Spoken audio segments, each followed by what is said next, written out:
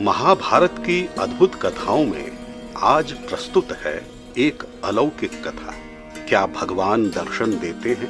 यदि हाँ, तो कब और कैसे? आइए सुनते हैं।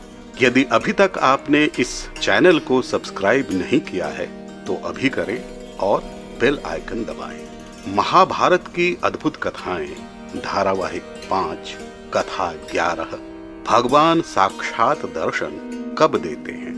प्राचीन काल की बात है। राजा उपरिचर ने एक महान अश्वमेध यज्ञ करवाया। उस यज्ञ हेतु उन्होंने 16 ऋषियों को आमंत्रण दिया।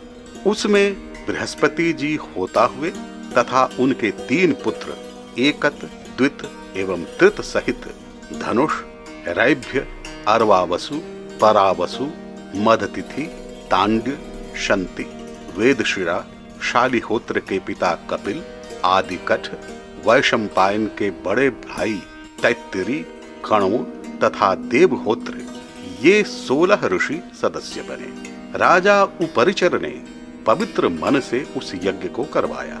ऋषियों ने यज्ञ में देवताओं के लिए भाग कल्पित किए तथा उनके लिए अलग करके रख दिया। पुराण पुरुष भगवान नारायण प्रसन्न हुए एवं उन्होंने राजा को प्रत्यक्ष दर्शन दिया, किंतु कोई अन्य उन्हें देख न सका। उन्होंने अपने लिए अर्पित पुरोडाश को ग्रहण किया। इस पर बृहस्पति को बड़ा क्रोध आया कि नारायण ने बिना प्रत्यक्ष हुए ही अपना भाग ग्रहण किया और वे बोले, राजन, यह कदापि उचित नहीं है।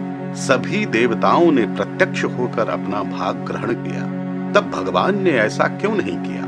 बृहस्पति को क्रोध में देखकर राजा उपरिचर एवं अन्य मुनिगण उन्हें मनाने लगे।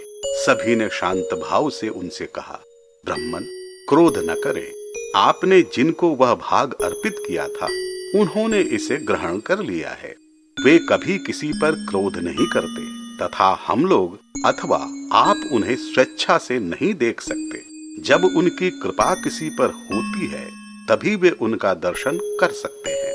बृहस्पति का क्रोध तब भी शांत न हुआ। तब एकत, द्वित, तृत तथा चित्र शिखंडी नामक ऋषियों ने कहा, बृहस्पति, हम सब ब्रह्मा के मानस पुत्र हैं। एक बार कल्याण की इच्छा से हम सबने उत्तर की ओर यात्रा की। वहां मेरु पर्वत के उत्तर तथा क्षीर सागर के किनारे एक पवित्र स्थल है। उस स्थल पर हम सब ने मिलकर एक पैर पर खड़े होकर बड़ी घोर तपस्या की। हमने इसी निश्चय के साथ वह तपस्या की थी कि हमें सनातन देवता भगवान नारायण के दर्शन लाभ का अवसर मिले। जब हमारा तप समाप्त हुआ तब आकाशवाणी हुई, तुम भगवान के भक्त हो तथा तुम लोगों ने मनोयोग से तप किया। तुम लोग यह जानना चाहते हो कि भगवान के दर्शन कैसे हों, तो सुनो। क्षीर सागर के उत्तर में एक अत्यंत ही प्रकाशमान श्वेत द्वीप है। वहां कांतिमान, मनमोहक सुगंध वाले एवं भगवान नारायण का भजन करने वाले रहते हैं। वे उनके अनन्य भक्त हैं।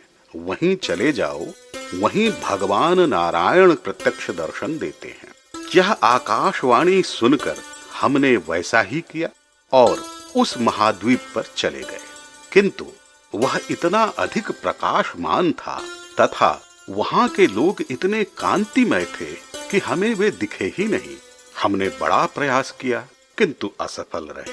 तब हमने विचार किया कि बिना तप के हमें भगवान का दर्शन दुर्लभ होगा। फिर हमने घनघोर तपस्या की। तब हमें वहां रहने वाले पुरुष दिखे। वे कांतिमान, चंद्रमा के समान गौर और समस्त प्रकार के शुभ लक्षणों से संपन्न थे। वे प्रतिदिन ईशान कोण की ओर मुंह करके हाथ जोड़कर ब्रह्म का मानस जाप करते थे। उनका तेज दर्शनीय था। उस दिन भी वे मानस जाप कर रहे थे कि थोड़ी ही देर में सहस्रों सूर्य के समान प्रभा प्रकट हुई। हमने देखा कि सभी लोग नमो नमः बोलते हुए उसकी ओर भागकर चले गए। वे सब के सब स्तुति करने लगे। हम उन्हें तो देख रहे थे, किंतु वे किनकी स्तुति कर रहे थे उसका हमें ज्ञान न था। वे कह रहे थे, पुंडरीकाक्ष की जय हो, विश्वभाजन आपकी जय हो, आपको प्रणाम है, महापुरुषों के भी पूर्वज ऋषिकेश आपको नमस्कार है। तभी पवित्र एवं सुगंधित वायु, दिव्य पुष्प एवं औषधियां ले आई, जिनसे वहां के लोगों ने अनन्य भाव से पूजा की। हमें प्रतीत हुआ कि अवश्य ही स्वयं नारायण प्रकट हुए थे, किंतु हम उनके दर्शन में सफल न हो सके। हमें इस प्रकार विस्मित एवं परेशान देखकर एक शरीर रहित देवता ने इस प्रकार कहा, मुनिवरों, आप लोगों ने श्वेत द्वीप निवासियों के दर्शन किए, जिनका दर्शन भगवान के दर्शन के समान ही है। भगवान में अनन्य भक्ति हुए बिना किसी को उनका साक्षात दर्शन होना असंभव है। अधिक समय तक भक्ति करते करते अनन्यता अवश्य आएगी। अतः अब आप लोग जहां से आए हैं वहीं चले जाइए। आप लोगों को बड़े कार्य करने हैं। सतयुग के बीत जाने पर जब वैवस्वत मनवंतर के त्रेता युग का प्रारंभ होगा, उस समय देवताओं की कार्य सिद्धि के लिए आप उनकी सहायता करोगे। यह सुनकर हम अपने स्थान पर चले आए। हे बृहस्पति, इस प्रकार हमने बड़ी भारी तपस्या की, पर उनका दर्शन लाभ न मिल सका। फिर आप स्वयं को उसका अधिकारी कैसे मानते हैं? वे एक बड़े ही महान देवता हैं।